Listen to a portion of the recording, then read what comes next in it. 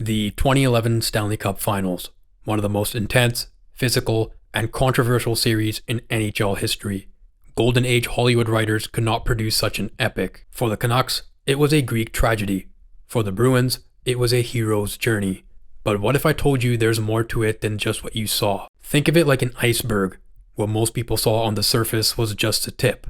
But below, hidden away, there is a whole world of drama, controversy, and conspiracies. I've included an iceberg video definition in the description for those unfamiliar. In this video, we're plunging into icy waters and uncovering the real story of the 2011 finals. But before I get into it, make sure to like this video and subscribe.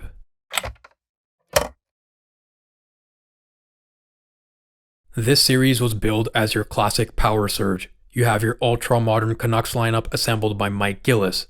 They were incredibly skilled, played a puck possession game, and could bury you with their league-leading power play. What the Bruins lacked in skill, they made up for in size and brute strength. They were the best defensive team in the NHL and were backed by two-time Vezina winner Tim Thomas. They were the antithesis of the Canucks, and the question was which one of these two styles would prevail. Game 1 was a tightly contested chess match that the Canucks won late, but this game is known for something else. The Burrows bite. Our first major storyline of the series. During a scrum, Patrice Bergeron put his glove in Alex Burrows' face, and the rest is history. At the time, Burrows claimed that he didn't bite Bergeron, but it was evident from multiple angles that he did. Luckily for the Canucks, Burrows did not face any supplemental discipline. This was a significant moment. If there were any casuals left cheering for Vancouver, they jumped ship to support Boston. Those who were against the Canucks in the media, and I promise we will get to the media shortly, jumped on this incident and attacked the character of the team. A team that also had Ryan Kesler and Max Lapierre, who then taunted Bergeron in Game 2 for the incident. To add insult to injury for the Bruins, Burrows was the one that sealed Game 2 in overtime, giving the Canucks a commanding 2-0 series lead. Up to that point, teams that took 2-0 leads in the Stanley Cup Finals won 85% of the time. But we're talking about the Canucks here. 5:07 into the first period of Game 3, the entire series changed after Nathan Horton was caught watching his pass at the blue line by Aaron Rome. For years, I argued that this was a clean hit, but looking back at it now, it was probably a little late. I bet if Aaron Rome could go back in time, he would pass up on this hit. But it was too late. The Bruins came out of hibernation and they were angry. They stomped the Canucks 8-1. I remember watching this at the away party at Rogers Arena, and you could hear the excitement drain out of the stadium with each goal. Every goal felt like a tiny cut, slowly leading to an excruciating ending. The Bruins got some retribution for their captain as well. Recchi offered his fingers to Lapierre, and Lucic tried to feed his to Burrows.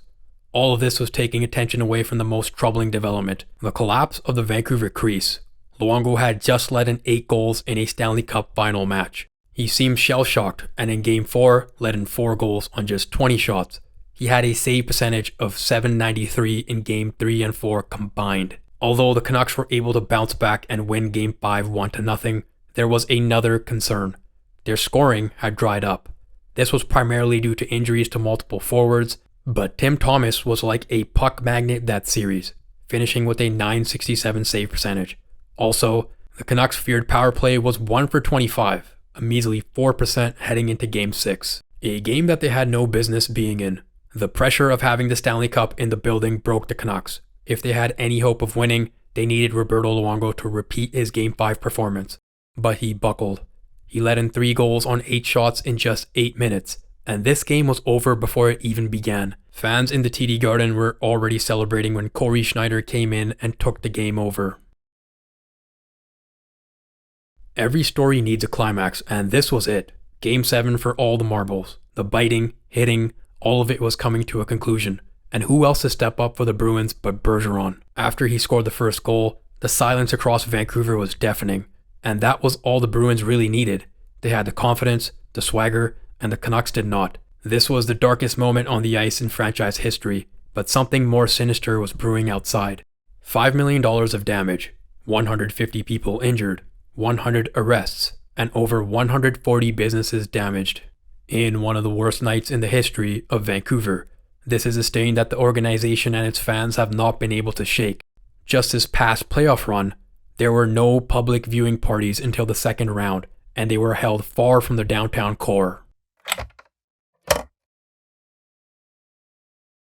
Let's get into the interesting stuff, the controversies and overlooked storylines of this series, beginning with a conflict of interest. The senior vice president and director of hockey operations at the time was Colin Campbell, whose son just happened to play for the Boston Bruins. Now, of course, Campbell recused himself from his responsibilities during the finals, but he should have never been in that position to begin with. Before the season even began, former ref Dean Warren was suing the NHL for wrongful termination. During the discovery process, some shocking emails from 2006 and 2007 were leaked in which Campbell criticized a player for being a fake little artist, now widely believed to be Mark Savard. Why did he call him a faker? Because his son Gregory Campbell took penalties against him that he disagreed with. Instead of giving the referees agency, Campbell clearly tried to influence their decisions. And it wasn't just the Savard incident.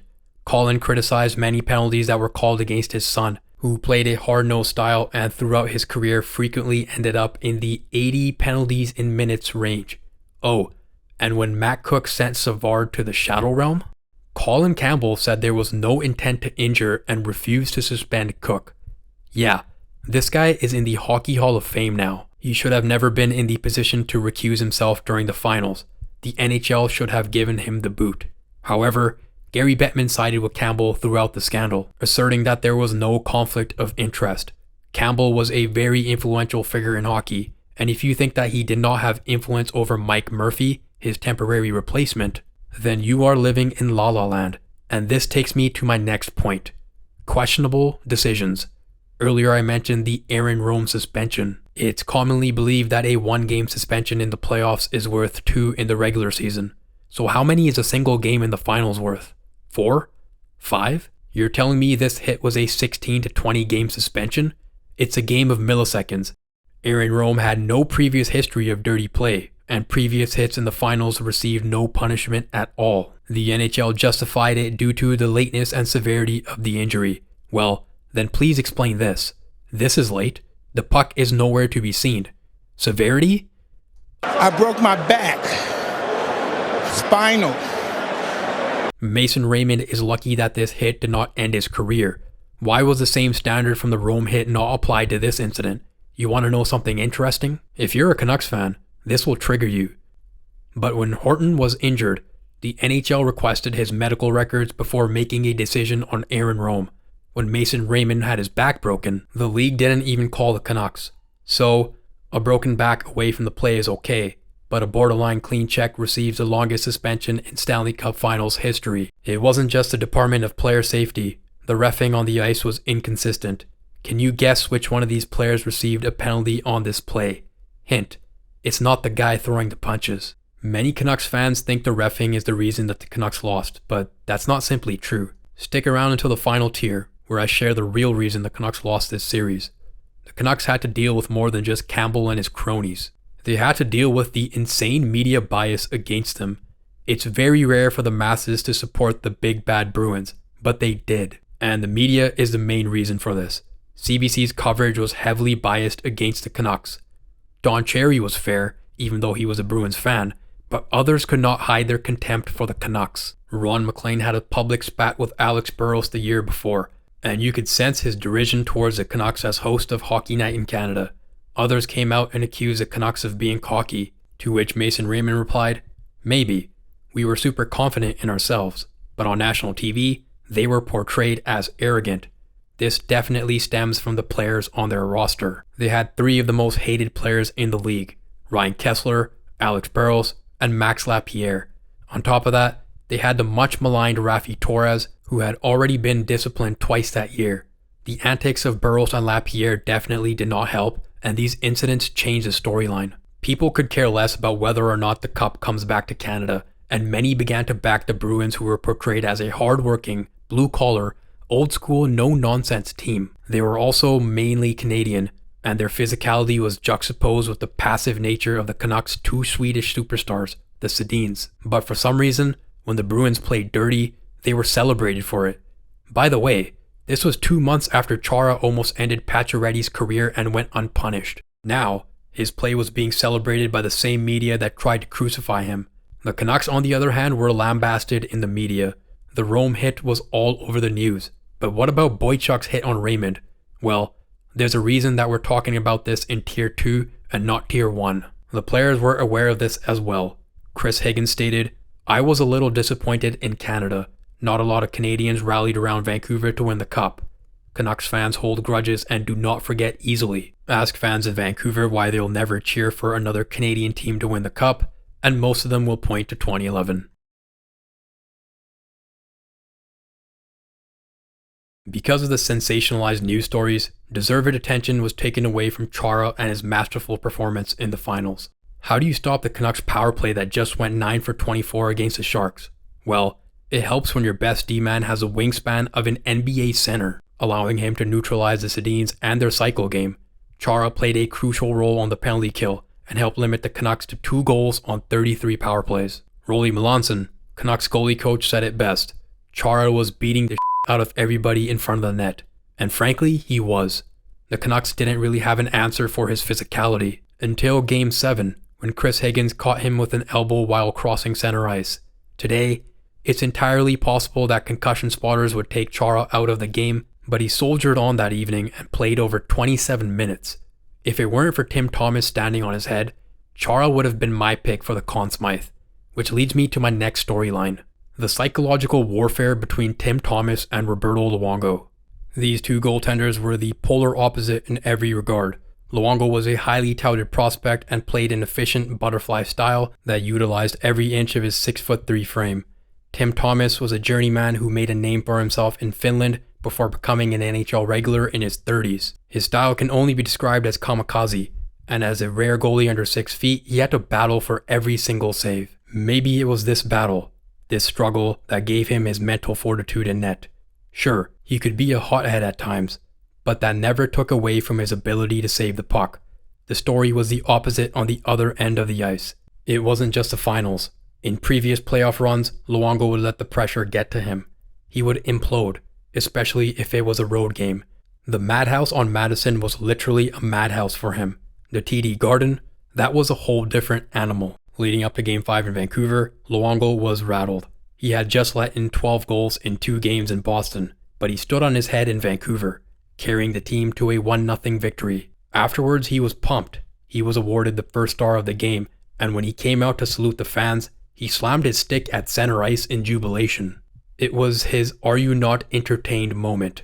Everyone was doubting him and he shut the door, but this display of emotions from a goalie was unusual at the time. Luongo later stated that he regretted this, how he wished he kept his emotions in check like the Sedins. But what he said in the post-game presser went down in infamy. He said, "This is an easy save for him to make because he plays in the paint." He finished off by saying, "I've been pumping his tires ever since the series started, and I haven't heard one nice thing he had to say about me." This was concerning.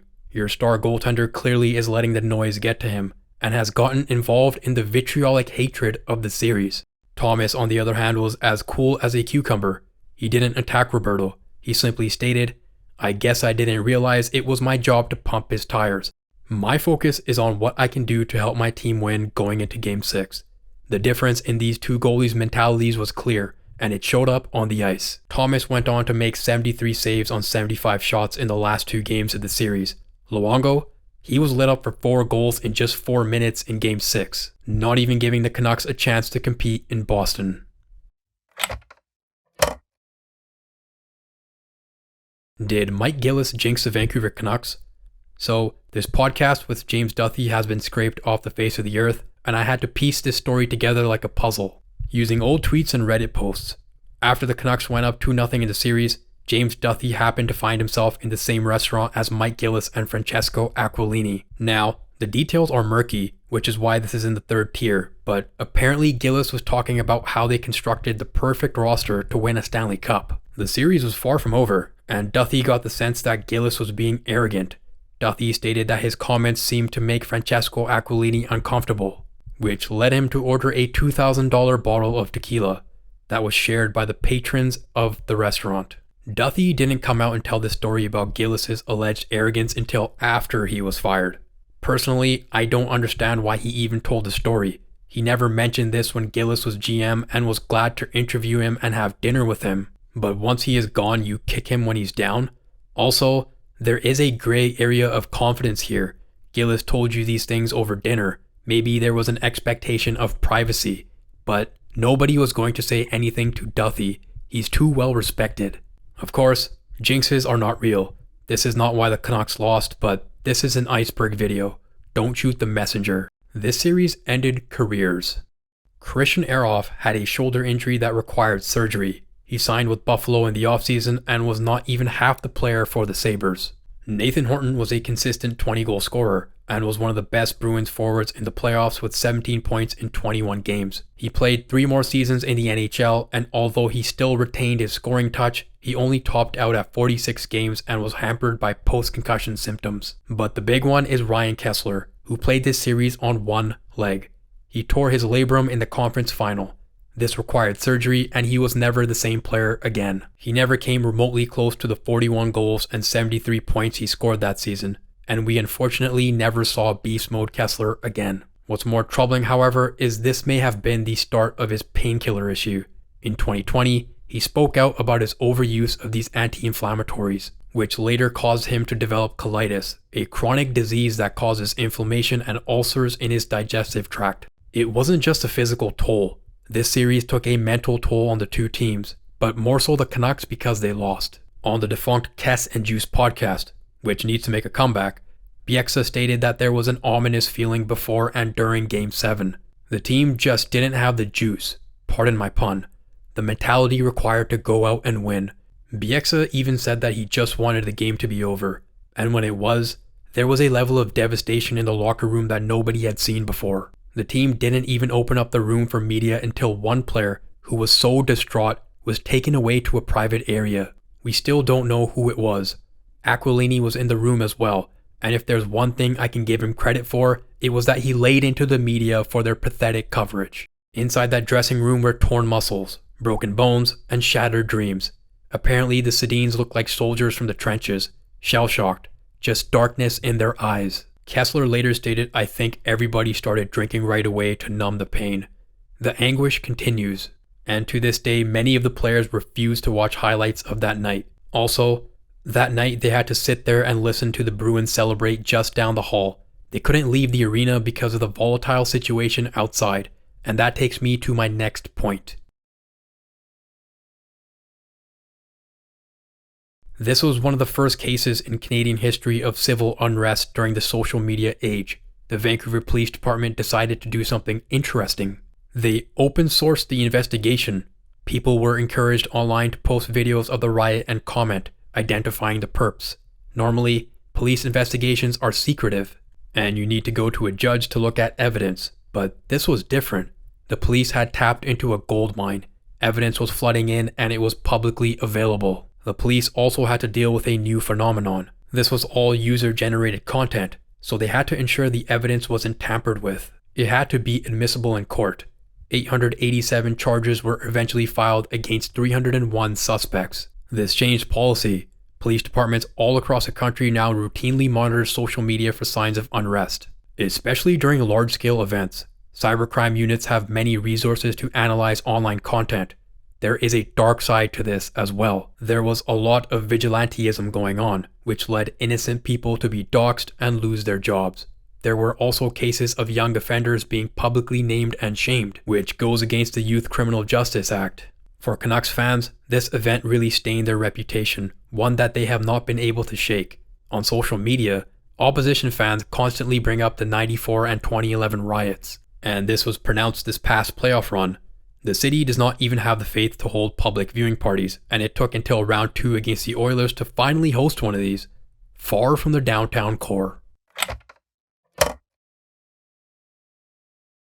The abyss can be defined as a deep, immeasurable space, anything that seems to be without end. This is where we find our fan theories, conspiracies, and myths. Buckle up, because this conspiracy is quite the rabbit hole. On some corners of the internet, Canucks fans are adamant that Kay Whitmore was forced to recuse himself from the series. He was an NHL employee in charge of inspecting goalie equipment, but there was one issue. He was a former Canuck, and the league wanted to remove any possible bias. The theory goes like this. Whitmore was removed, and this allowed Thomas to use illegal PICU pads that were then sewn up and passed off as Vaughn pads. Piku's production manager used to work for Vaughn, and then Vaughn sued Piku for civil conspiracy. This is where things get interesting. This is from the official United States District Court in Michigan. Defendants Piku and Piku Management sold Vaughn Sports products through a goaltending training school called World Pro Goaltending USA. Vaughn Sports terminated the sales relationship around September 2010 because Piku and Piku Management failed to maintain a storefront, yada yada yada. But here's the interesting part.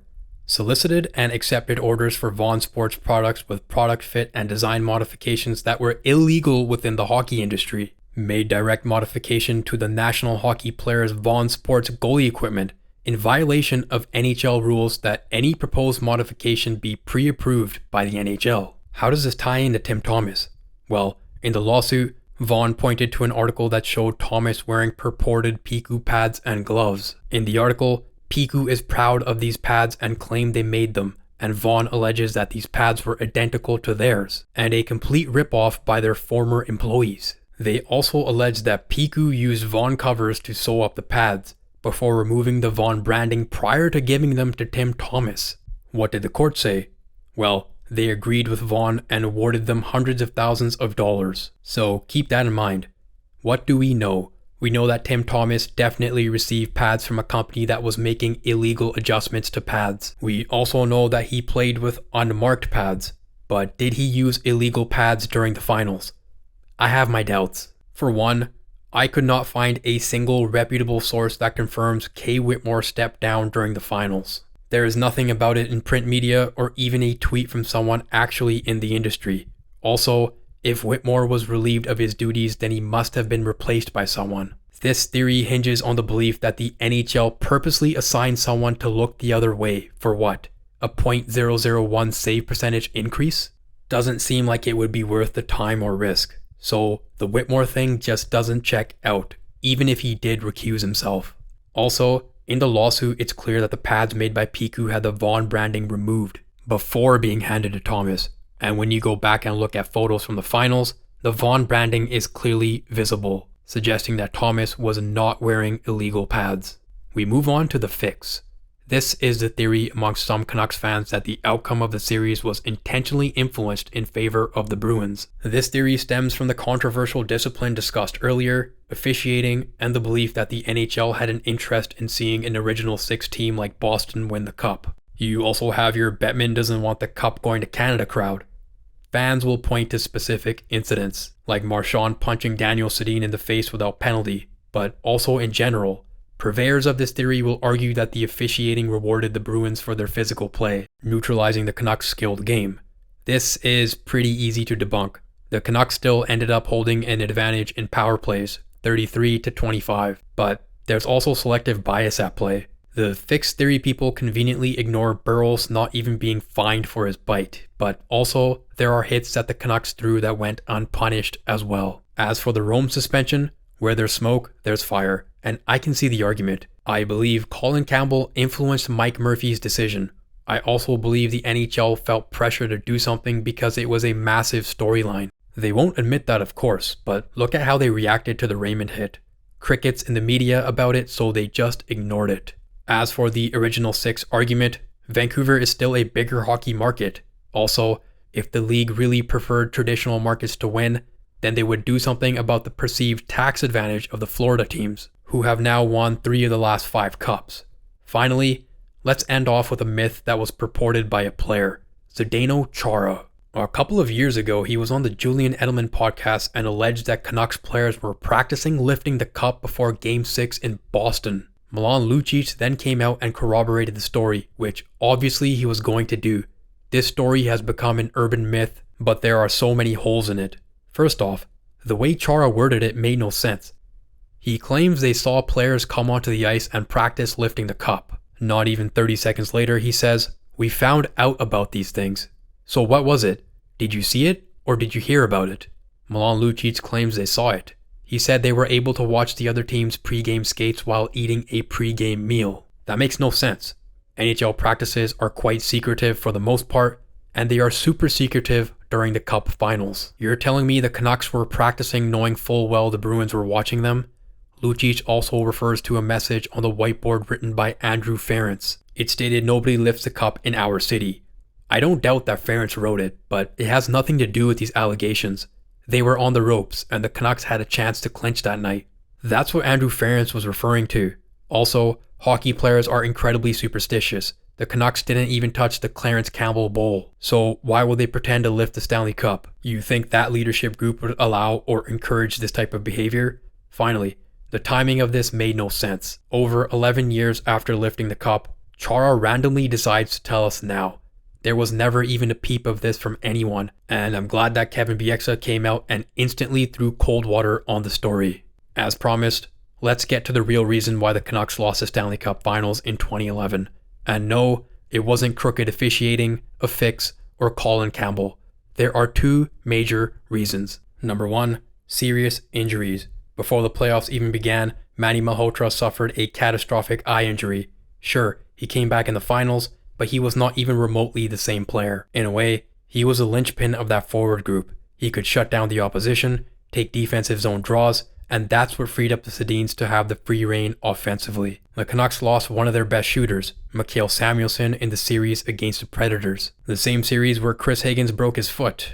Against the Sharks, Ehrhoff injured his shoulder and required injections to numb the pain for the remainder of the playoffs. Both Ehrhoff and Higgins needed surgery. Kessler, like I mentioned earlier, tore his groin and labrum. He was limited to just a single assist in the final, a far cry from his Conn Smythe form. But the biggest injury was Dan Hamhuis, the backbone of that defense. Everything went wrong on the back end after he went down. He had formed an effective top pairing with Bieksa, but the trickle-down effect was something the Canucks could not come back from. We already discussed the Mason Raymond injury, and in Game 6, Alex Edler broke 2 separate fingers on consecutive shifts. The Canucks were physically drained by Game 7, and after the Bruins won, they reported no injuries other than Nathan Horton. Number 2, the hit. This is what dragged the Bruins into the fight. I'm not blaming Rome for the Canucks losing, but this was the TSN turning point. The energy completely shifted after this, and the Bruins were on a warpath. Prior to this game, the Bruins inserted Sean Thornton into the lineup, a clear indication that they were going to try and muck things up. After games 1 and 2 in Vancouver, maybe they realized they could not match the skill of the Canucks, and maybe the Canucks could have held their own in terms of physicality. They still had Torres, Bieksa, and Alberts, but they couldn't match the energy after this hit. They started Game 3 really well. Mason Raymond and Alex Burrows had chances to put the team up, but 10 seconds later, Rome threw the hit. This is what took the Bruins out of hibernation. They rallied around this hit. They had something to fight for, someone to fight for, and the rest is history. That concludes my first ever iceberg video. If you guys enjoyed it, please subscribe and share it with someone you believe would enjoy it. If you'd like to see more iceberg videos, please comment down below. We are getting closer to the beginning of the regular season. For wall-to-wall coverage, make sure to hit the subscribe button. I'm trying to get to 10,000 by the end of the year, and I can do it with your help. Until next time, cheers.